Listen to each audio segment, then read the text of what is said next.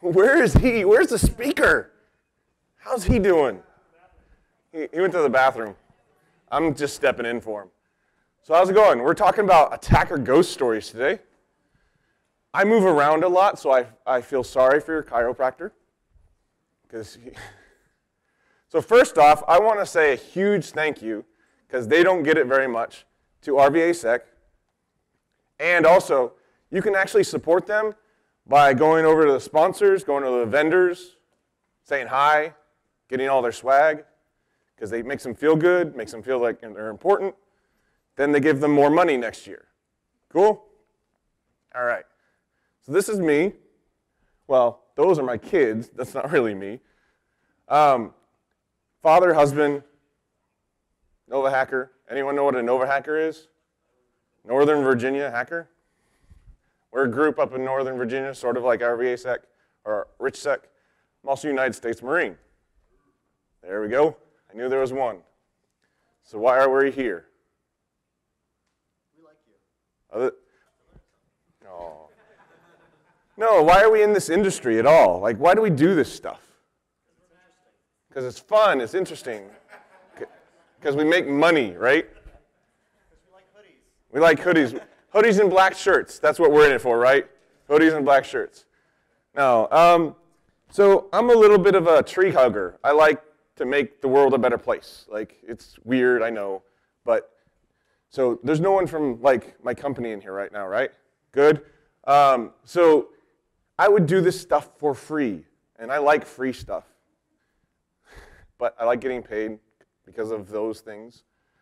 So first off, I want to say I'm going to be talking about mostly free or completely free solutions to things that I see as a red teamer that I have no idea why you're not doing yet, basically.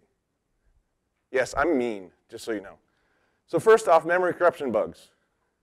Why don't we solve these things? Like, we have a lot of patching. We do all this patching. We have dozens and dozens of people at every single organization that get pissed off about patching because it takes time. It takes, we have to reboot the servers. So, ever heard of Emet? Emet's a pretty cool tool. What it does is it basically goes, all right, there are memory corruption bugs in a bunch of things. There's all these buffer overflows and all of these things. But I have to patch all of them. Well, after you get to a certain point in a buffer overflow or an exploit of most any kind, you start doing very similar things. It's like malware. Like, once I get on a system, what are the 3 steps that I do? They're usually the 3 steps that someone else does, right?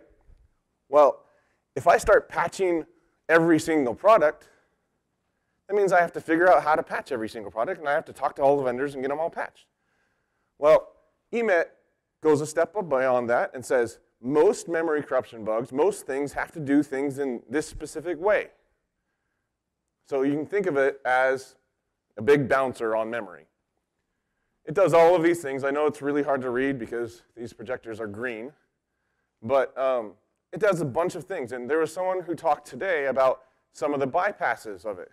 So this is not that person, but this is one of many different research projects that show how to bypass Emet. Well, guess what? They have to bypass it for that one specific thing. There's another research about that, how to bypass it for those things. Does that look like one thing to you? Right.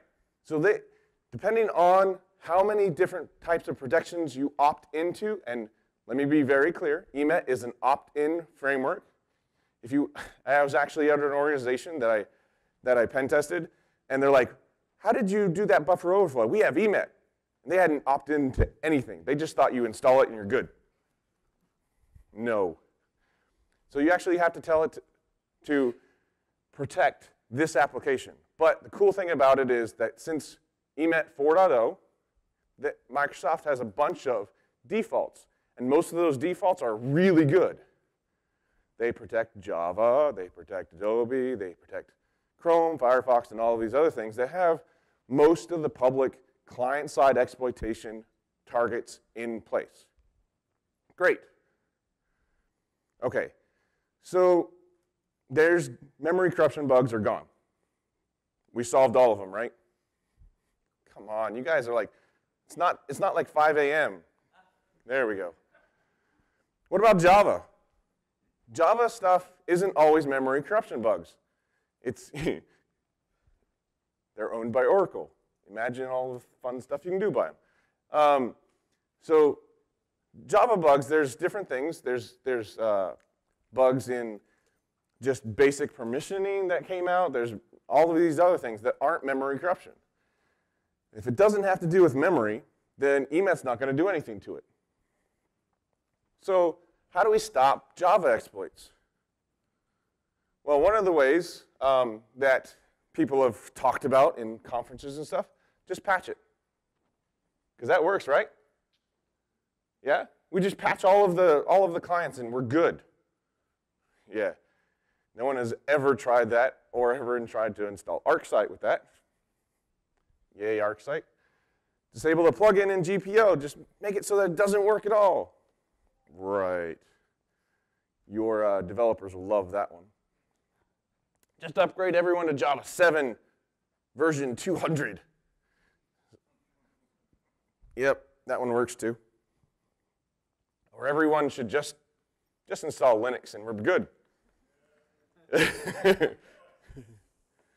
Right? So none of these really work. I mean, like all work. They're all the solution. But none of them can actually be usable. So this is my solution. Now, this is a Java user, or this is an Internet Explorer user agent. It has a bunch of version numbers, and we all love version numbers and cool stuff like that. But with this, I get a bunch of data, right, as an attacker. Well, I was looking at this, and I was doing phishing exercises, and I noticed a bunch of these, and then I noticed a bunch of these. Wow, green or red doesn't even show up on there. That's awesome. So there's red there that says Java, there's red there that says Java, and there's red there that says Java. I have no idea why it doesn't show up. It shows up on my laptop. Anyways, so all of those have Java in them, that word Java, as well as the version number. Cool. Now, as an attacker, I get to go and say, hey, if they're running this version, exploit them with this exploit. Makes it really easy as an attacker, right? Cool. Well, when I started working for an organization where I kept working for them, like as not a consultant, I wanted them to get better. I wanted, not to have to do all this like every single time. So I said, hey, why don't we just block these things?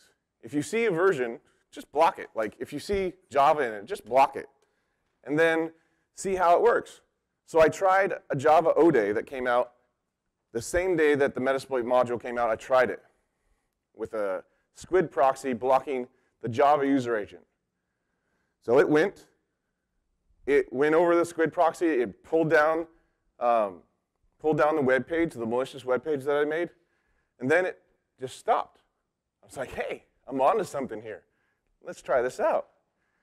And it worked. Every single Java exploit that I tried inside of Metasploit and other frameworks that I just downloaded, it stopped. Even big malware kits, it just stopped. I'm like, awesome, game over. So this is what it looks like when you're looking at it. See, the Java actually shows up on that one. Great. There you go. Cool. Now I have a way to block Java attacks. Wait. But we need Java. We're back to the ones that don't work, right? We need Java to work. So let's pull a report inside of your proxy settings for your organization. Go through it. Just search for the Java user agent for 20 seconds. Go through a full month or whatever you can that won't take 5 years to pull. Go for it and say, I only want to see anything with the user agent that includes Java. I guarantee that you'll get all of 3 domains that are valid. You'll get WebEx, GoToMeeting, and all of the Oracle/Sun ones. And that's it. Most big organizations, huge organizations, have tried this, and they've come back with less than 10 valid domains that they need to whitelist. So they block all of the Java user agents, and except for when they're going to these specific domains. Guess what happened? All Java attacks stopped, flat. No matter what domain they're on, no matter how they do things, and guess what? Even if they're under SSL. So if an attacker encrypts the website that they're on as it's going through, that Java user agent is still used, and your proxy can still block it. Cool stuff? All right. And I promise that this link right here, you can click on it and it won't do anything bad to you. I promise. Oh yeah, and it also protects Macs too, because that's actually the vector that a lot of these things are going through, Flash or Java for Macs, for if you have Macs in your organization. And none of us have Macs in our organization, right? Yeah, bring your own device is fun. So, I gave this talk out in Switzerland 2 days ago, and Dave Kennedy comes up to me and says, hey, in SET, his social engineering toolkit program that he has, I figured out a way to make it so that I can switch the Java user agent. Now, I've talked to developers, I've talked to all kinds of Java people on how to make it so that if there is any way that an attacker can change the user agent before they load code, no one has a way. David Kennedy comes up and says, I broke it. It's like, great, I've been telling people this is a way to do things. So I'm still testing it. What he does is basically loads a couple different plugins inside of Internet Explorer to get it to work. I haven't made sure that this doesn't work at all. I still haven't gone through the Wireshark version of it. But I will tell you on my blog, which I'll show you at the end, if it does successfully work or if not. But still, it will block 99.9% of the people out there right now, except for this guy. All right, so we blocked all the client-side exploits via Emet, and we blocked all of them via the Java user agent. What's left? I've just protected all of your organizations for free. Cool, right? We're all done. Right. This is great. The stuff we know about. I'm so glad that I used red. You can't see that? I can see it. Great. So the stuff we know about but do wrong. So this is wow, this is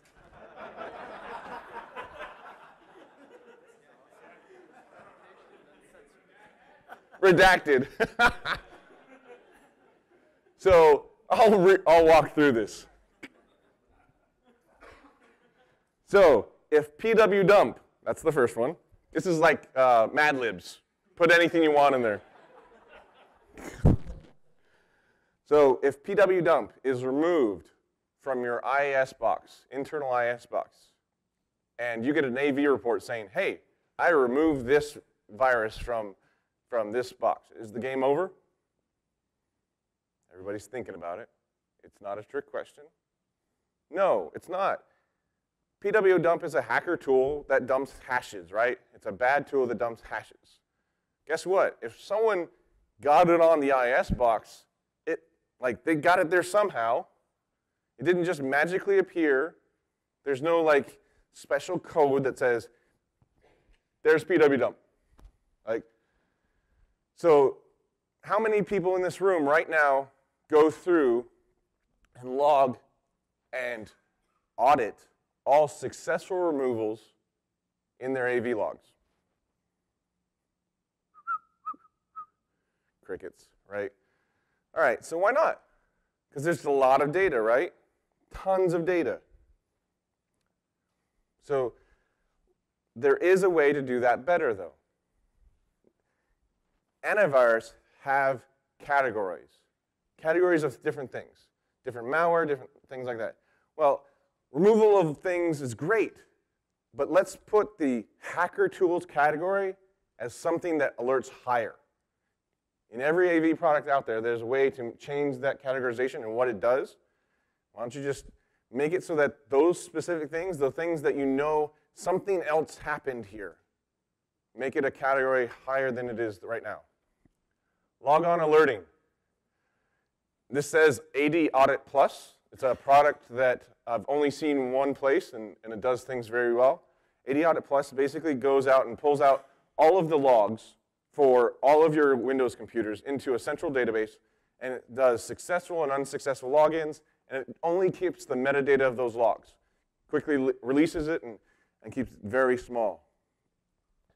I was doing a pen test one time, and I did a phish.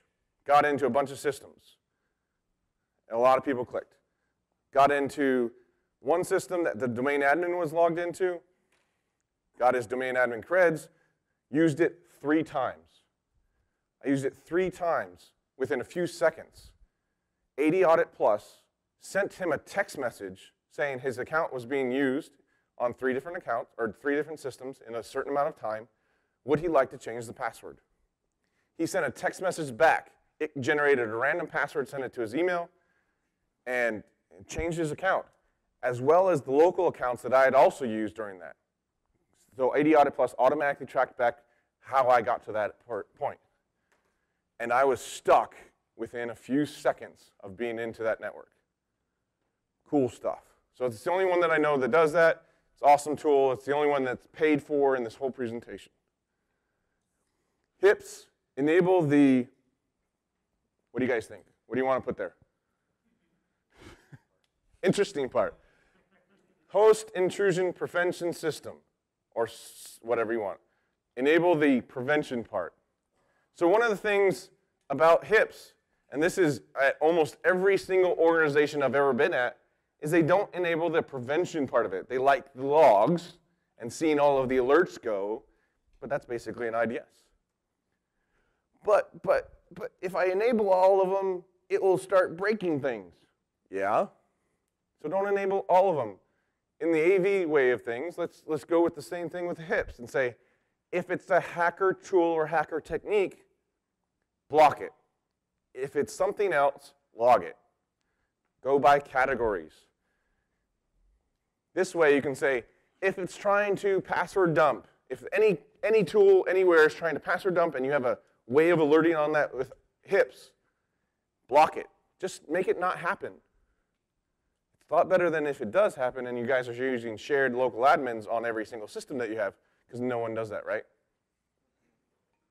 Everybody's like, mm-mm. So vuln scanning is what tools do. Let's start vulnerability reporting. Next, what is vulnerability scanning? This is not hard. We are past 5 o'clock in the morning. Come on, what is vulnerability scanning? Anyone? When you push go on a vulnerability scanner. Yeah? Okay. Jeez, you guys are tough. So vulnerability scan. One of the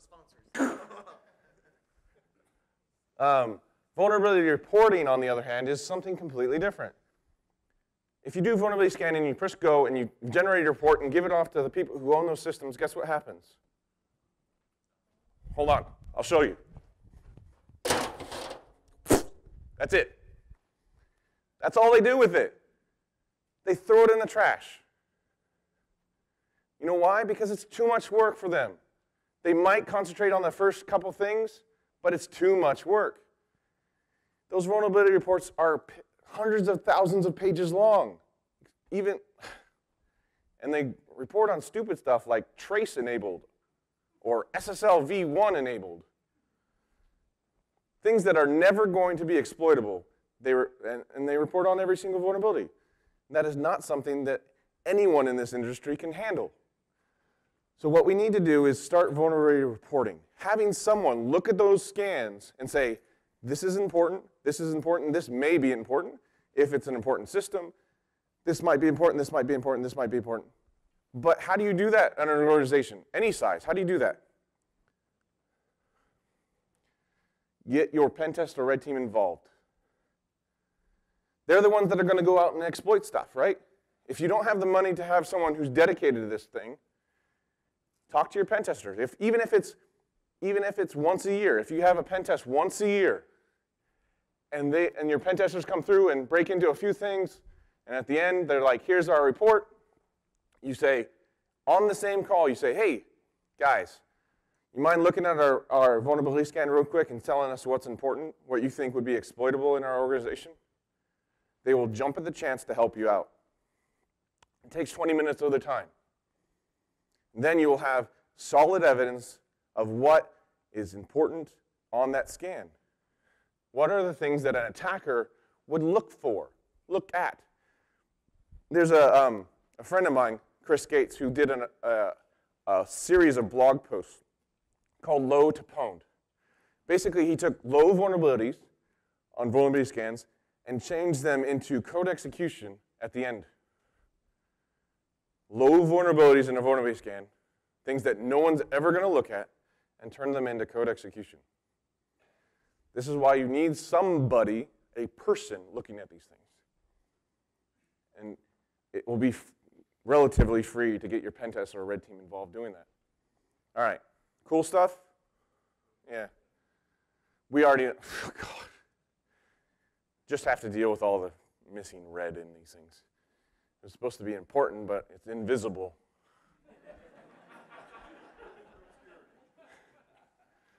So, crowdsourcing security.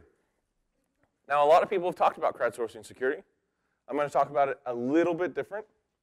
First is changing the stupid Flash applications that teach user awareness into phishing, because everyone skips those. Every single person skips those. They go next. Give me the certificate so I can get done with this, so I can get back to my job now. Turn it into something incentivized. Reward the top users for reporting malicious and fishy content. How do you do that, though? How do you even have a set of top users? Well, first off, you need somewhere or somehow for them to report those things. And so if you actually want these slides with all of red, I'll be posting it to my blog and stuff, so I'll show you where to get that. But you need to have some way for them to report it. Make something out of it. What that says is make a big deal out of it. If you don't make a big deal out of it, it's not important to them. There was one organization that did this, that the CEO of the company, every quarter, received an email from the CSO and said, hey, CEO, send this off to the entire company for me. CEO would then go, oh, it's the top phishing people. Here it is. So the CEO, even though it's basically a generated email, was sent to the entire company saying, these are the 3 employees that protected us against phishing exercises or phishing attacks this quarter. That's a pretty big incentive program. So then you add into that, hey, I'm going to give out a $100 gift card to Amazon for the top user, or the top person, $50 for the second one, and maybe $25 for the third one. Now it's a game. Now it's incentivized. Now I really want to get that top user. I want to be the top of the quarter every single month. So I start just going into my spam and junk folders and reporting stuff. But seriously, if you start making it into something that they want to do, you're turning every single employee into an IDS, into a valid working IDS. And the final thing is, I only saw this one time, and this was oddly at the government, US government. There was a quarterly Think Evil Games. So every quarter, there was one day where you as a person, as an employee, either a contractor or not, could go up to the security person at the specified place and say, hey, I get around to Facebook, or I can SSH out if I do these 7 things, or I can do this to get around your stuff. I guarantee there isn't a person in here that hasn't gotten around the security mechanisms in their organization to do what they need to do. Now, if you make it something that they can go up and tell someone about, and then that person will put them on the reward program, you will get people who have that inventive, that hacker mindset to get around things. You might just hire them or get them transitioned into your section, right? And then you can fix whatever way they get around, and then you're done. Cool stuff? All right. God, wake up. This is fun stuff. I know there's missing red stuff, but come on. All right. Internal bug bounty program. We're still talking about crowdsourcing security. A lot of people have talked about developer bug bounty programs or exploit developer bug bounty programs. But how many people in here have gone to an internal website and it gave them more information than they should have seen? Yeah, a lot of. Did you report it? No. Why not? Because there isn't a way to do it. 99.99999% of every organization has no way for you to say, hey, this broke. This gave me way too much information, or this password policy sucks, or this is a security violation, or something. They don't have anything to do that with. I guarantee that every organization in here has a spam@company.com or a security@company.com. How many of those have a person behind them that responds? If not, you're kind of screwed. Because you're not making it easy. And it says easy right there, sorry. You're not making it easy. You're not making it responsive. And what does that do? Well, I was doing a pen test with a bank. We did a phish, got in. We didn't get in. We got a bunch of credentials. Those credentials came back, and we didn't get a single code execution. We were like, what the heck? What went wrong? Why didn't this work? We got a few credentials, so we logged into one of the guy's OWA accounts, his Exchange account. We said, hey, let's search for the email that we sent and see what's going on, if the AV removed it or something. So we found the email, and right underneath it, it said, reply sent to security@company.com or bank.com. Hey, is this legit? This doesn't look like a valid email from the security team or from the IT team to the security. He was reporting it. And because they had no response program, we spoofed an email back to him saying, yes, it is totally legit. You should click on it and run it. Guess what happened? He clicked on it and ran it. If you don't have a security program, the very same thing can happen to you. If you don't have someone, I know you'll get a lot of emails to it. Have someone that can respond to it and say, hey, I've created this ticket for it. If you want to track it, you can see it here. Here's the whole entire email. And that's it. You can make it even automated. But if there isn't someone that's doing this, you're going to lose out on, first, they're going to be disinterested in it after the first time. And two, they won't ever do it again. So you're losing out. Cool? All right.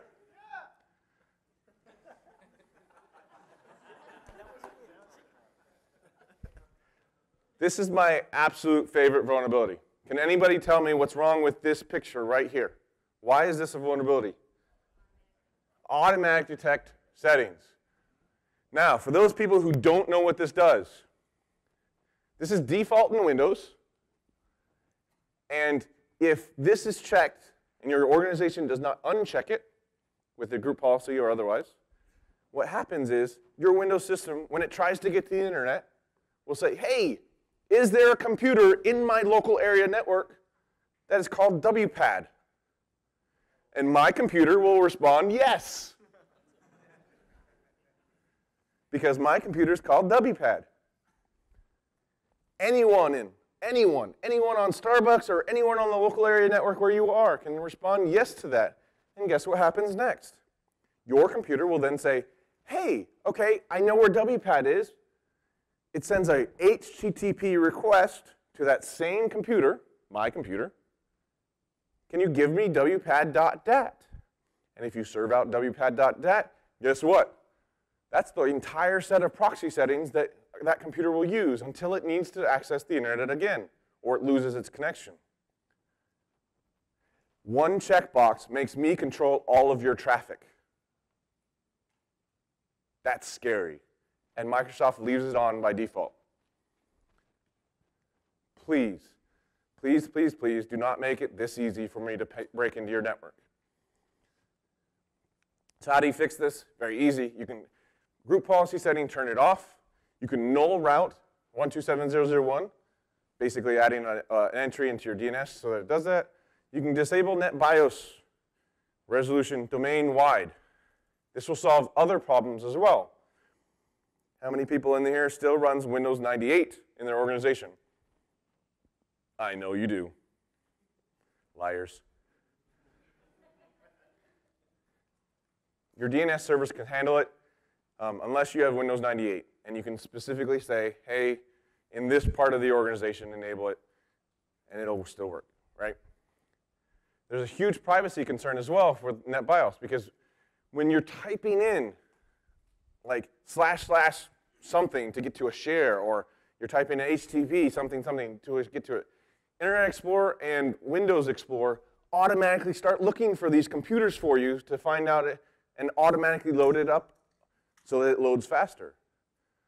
So if you're at work and you're typing http://redtube.com, you might get a little bit of a notice from the security admin saying, hey, I saw this traffic on the network come in from your computer. Anyways, so a lot of people didn't understand that question. Here's the next one. Turn off DNS. And everybody looks at me all crazy like when I say that. Like, what? That's how the internet works.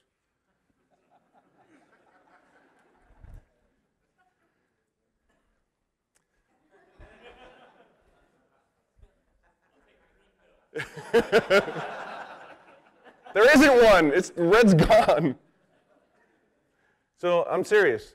Inside of your corporate, so for story-wise, I went to a company to work, and I was like, hey, the team that I was going to work with, I'm like, hey, check this out. I got this new cool tool. It does all of its command and control over DNS. Went into the organization, pushed go on it, I'm like, watch this. And everybody watched, and nothing happened. I was like, what do you mean? Hold on, let me, yeah. And I watched it again. Nothing happened. Like, and the whole team was like, just giggling in the background. I'm like, hey, any of you guys know what's going on? Yeah, we don't have DNS inside here. What do you mean? You don't have DNS inside here? They don't allow DNS at all inside of their network. Google.com does not resolve unless it's an Active Directory. Active Directory's DNS, internal DNS, will still work. So I can still go to my internal SharePoint server or stuff like that. That still works. But if you turn off DNS entirely, guess what? An entire field of new malware is gone. It's just gone. They can't use it. Command and control via DNS, gone. All of the things, all of the malware that relies on DNS, instantly gone. And it works. It works for large organizations, huge organizations. All you have to do is have a real proxy, an actual proxy, and we'll talk more about proxies in a second. Have an actual proxy that does all of the DNS for you, external DNS. So you have a proxy server, set of proxy servers, that does all of this DNS traffic for you. Cool stuff? No, everybody's like, not going to happen. It works. It really does. We know the passwords suck, right? But guess what? One of those work in your organization right now. I stole this from a friend who worked at Lares, Chris Gates, and the rest of the Lares team. They're great pen testers. If you want to hire them, they're great. Not a sponsor. Welcome One. I want to make this one in particular. Welcome One. I guarantee works in every organization in this room right now. Hands down, it will work on one account somewhere. Why? Don't we have password policies? Don't we have things that stop this stuff? Yeah. But if your password hasn't changed since 1999, it never had to deal with the password policy. So let's start cracking our own hashes. And if you don't know how to do this or don't have someone to do this, I guarantee the pen testers and red teamers that you hire every year or every quarter will love to do it for you. So you can get a list of how to do it. You can go back to do John the Ripper and RockU. RockU's a password list that organization called RockU lost a while back in a dump. It works really well. And John the Ripper, and you're done. So there's a lot of ways that you can do password auditing, and most people focus on Windows because it's the most used. But please, please, please understand that Oracle, sys is not a good password. So you need to start not just password auditing the one thing, the Windows boxes, and I guarantee that a lot of people in here don't do that yet, but start doing other things. Like if your Cisco router has Cisco or Cisco enable password, probably a problem, right? How do you audit that? Well, you just have, the scan that you have, 15 minutes, okay, so I'll keep going. I'm just going to skip that. Do password auditing. Get a really easy word list and just go at it. Like, see if you can crack things. And if you do, disable the account. Do it every day, and users will start learning. If their account gets disabled every day because they're choosing wrong passwords, they'll start making better ones, hopefully. Port forwarding honeypots. This is just an interesting idea on ways to set up honeypots without having to have them inside of your organization. Usually when you tell a CSO that you want to run a honeypot, they're like, you want to put vulnerable systems in my network? Yeah, no, you're fired. But you can do it by setting up basically natting to or port forwarding to an external service like Linode or any other VPS. But you have to be kind of pretty far down the road to do that kind of stuff. All right. Authenticated splash proxies. Anyone know what an authenticated splash proxy is? I'm sure you guys got the first part, authenticated, right? And the proxy part. But what's a splash? Cannonball. Now, so first off, with the authenticated part, make it a web form. If it is not a web form, if the user does not have to put in a username and password and it go, or if it's like Windows authentication or basic authentication, save you, please, then guess what I have to do as an attacker? One line of C code added to my malware will automatically use that authentication piece. One line. So, but if it's a web form, I have to figure out that you have a web form, that you have something on your network that is authenticating. Then I have to figure out that I have to go through IE and then do all these other hoops that I don't want to do. It costs me money, it costs me time to do all this stuff, research. And if you have it say anything other than username and password, like ZZZZZ, BBBBB, across the fields on the web form, I'm never going to be able to automate that. I can't figure it out. Just make it random. These web form fields, the user will never see those. You can still name it username and password there in what they see, like in a button, but if it's in the actual form HTML as something else, it's going to be very hard for me to figure it out. Block all uncategorized. If you have a proxy that has lists, if it's uncategorized, block it. Splash pages. Now, this is an interesting one. I was at an organization and I worked there, that every time you came into work, you would get this. Oh, that's awesome. Unblock, block. You would get this. If you were the first person to go to this website, google.com, a domain, facebook.com, you would get this. Once you clicked unblock, the entire company was unblocked from that domain. You're basically pushing the user into making your block list for you. Now, block actually didn't ever do anything because you don't want people blocking for you. But unblocking, yes. So you block every single domain on the entire internet. Say nobody can go anywhere. And then allow your users systematically to unblock those domains. Now, first, not a single piece of malware on the internet is going to be able to figure this out. So the command and control will just stop. You will stop losing data. You will stop losing important information. Second, it's psychological. If you tell a user, would you like to unblock this for the entire company? They're going to go, they're going to think about it. They're going to at least think about it. They're going to say, it also has the added benefit of not being able to be loaded in ads. So your ads, the targets that a lot of this malware is going through, stops as well. So how often do you do this? How often do you wipe this list out?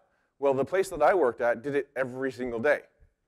Every day, they started with a completely zeroed list. Now, that doesn't really make sense for large organizations. This was 200 people.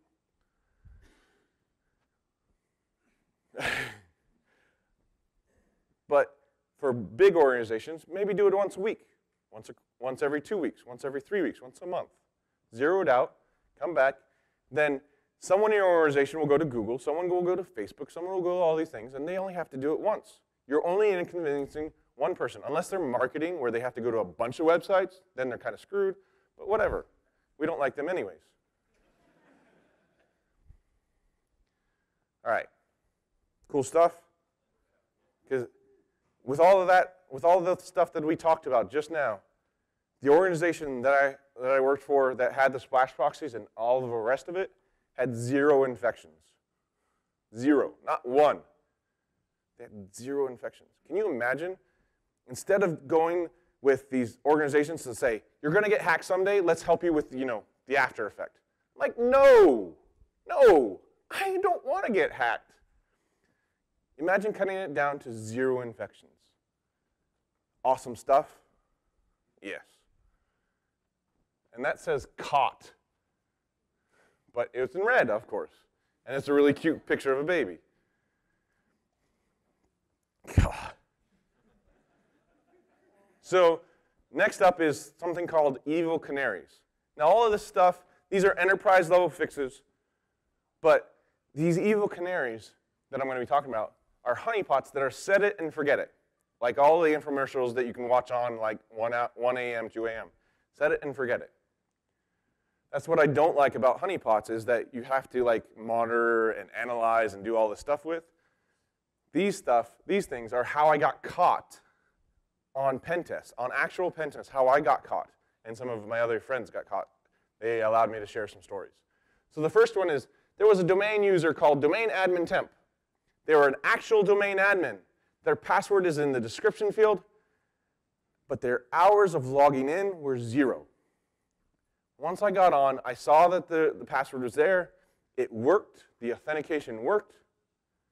And I tried to use it. Guess what happened? Said I couldn't do it. Said I couldn't log in. Guess how many more times I tried? Because it worked. Like, authentication worked. Good password. Guess how many more times I tried? Like 20, 30, 40 times. Guess what happened? They had an alert set up to only log this one specific user. Any authentication that this user had, instantly alerted as a high alert or critical alert to the security manager. I was caught within a matter of minutes after this happened. Guess how much work that person, the admin that set this up, had to do? New user, change this, done. Add logging, done. Guess how many people it stopped other than me? They said that they stopped and detected 45 different intrusions because of that one account. That's awesome. This other one pissed me off. There was a public share on their user share that said password audit 2014. I was like, done. It was an Excel document. It was 4 megabytes in size. I was like, yes, game over. it had a permission set to everyone deny. Guess how many times I clicked on that stupid thing? A lot. I just kept clicking. I tried to copy it over. I tried to move it. I tried to get on with system. I tried to do all this stuff. But in Windows, if a deny statement is put into the permissions, it overrides everything. They had an alert set up to that one single file. They had a high alert or a critical alert set it up to it. And I think I buzzed the security manager like 20, 50 times because of all the times that I tried clicking on it. But still, no one should ever get to that. No one should ever try and open that. You're making an alerting mechanism that is going to entice attackers to go after it. And you set it and forget it. Cool stuff. This other one was one that was not as obvious, but one that an attacker will quickly understand. There was a backup database with a very, very, very out-of-date version of MySQL, and it was on Windows. Anyone who knows anything about MySQL on Windows and attacking it knows that that is the perfect storm. I tried to log in. Root, no password. It worked. Woo! Game over. You know, I'm done. But I got dropped back to my prompt. I'm like, well, that's weird. Let me try it again. Got dropped back to my prompt. What's going on? What the admin had done is he had made a backup database computer with MySQL on Windows, and he removed the authentication DLL. Just removed it. Put it on an alert that says anyone that tries to access the system with MySQL with any password, because all of them worked. I didn't try more. I just had root, no password, and I'm just done. But with any password, it would say successful. And I got caught. Next, web developer. This pissed me off. There was a web developer that made an Htaccess file. And this Htaccess file automatically rerouted every single request that looked like a common web application scanner, like Nikto. Where's Chris? Oh, he's not in here anymore. Anything like /nikto.html. It sent you to a 402 page. What does 402 mean? Payment required. Basically, the admin was saying, you want into this thing? Pay me. It correlated all the hits and alerts that looked like scanners and automatically sent it to the security admin. So they didn't get like 100 alerts for every single page I had tried to access. It said, all right, within a 30-minute period, I got 40 of these hits. These are the IPs it went through. And this next one will catch everyone. So anyone ever been to getcreditcardnumbers.com? No one's going to admit it because they think it's bad. Not one. Getcreditcardnumbers.com is actually a website that generates fake credit card numbers for test or dummy data. It's a valid website. It does good stuff. But guess what? If you make a database in your credit card processing database, the same computer that you have the database, and you have all of these different databases like XGZ1, 5 ORCs2, and then you have one that says credit card numbers, guess which one the attacker is going to go after? The ones that says credit card numbers. And as soon as they get into it, you have all of these generated credit card numbers. So when I was done with my pen test, I said, I'm done. Here's all the credit card numbers from your database. Security admin's like, mute. So when he came back after laughing hysterically at my report, he said, yeah, you got to it, but we caught you. We found all of your stuff, and oh yeah, those are fake credit card numbers. Good job. Thank you. The next one was really annoying too. Anyone ever dealt with a Juniper VPN? So these are basic web application on the front end, and then once you're into it, you log in and it does all the VPN goodness.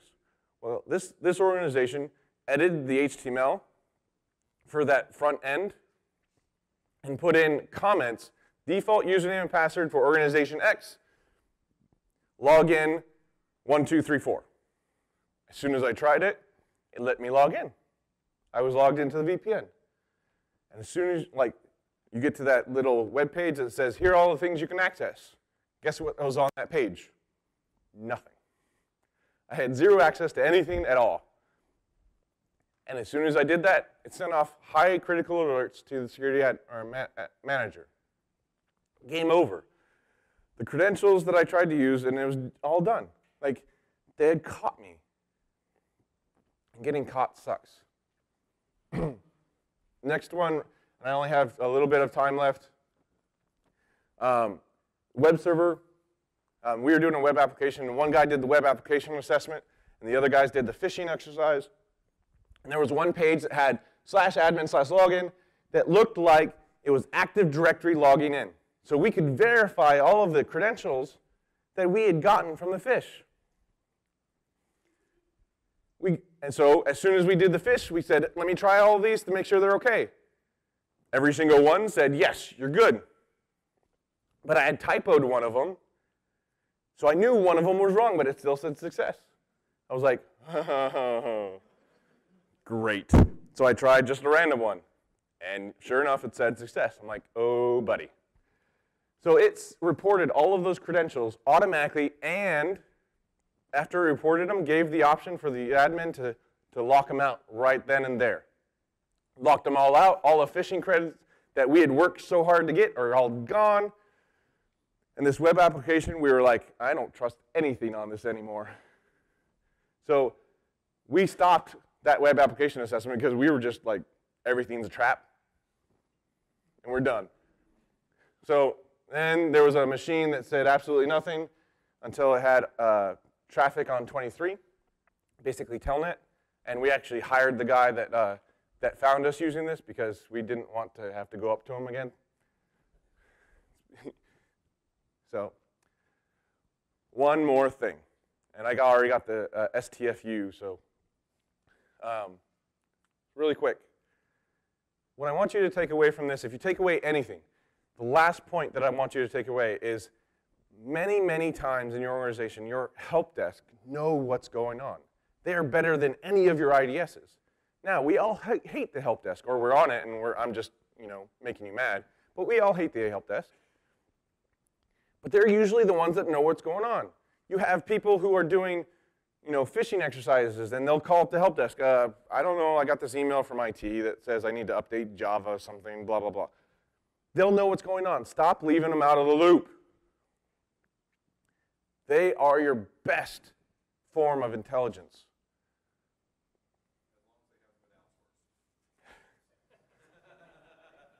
Valid point.